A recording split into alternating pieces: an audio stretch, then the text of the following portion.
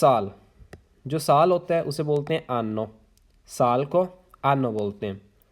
दिन को बोलते हैं giorno, giorno बोलते हैं दिन को। उसके बाद में एक बार, अगर कहना हो एक बार, ठीक है, una volta।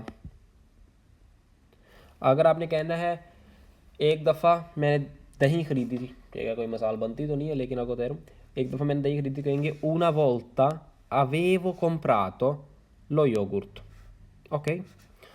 टेम्पो, वक़्त जो होता है, जो बहुत अहम होता है, ठीक है, वक़्त, वक़्त को बोलते हैं टेम्पो, टेम्पो बोलते हैं वक़्त को।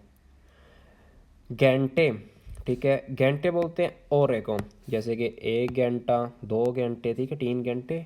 अभी अगर आपने कहना हो 2 और है, ठीक है, तो आप कहेंगे 2 और है।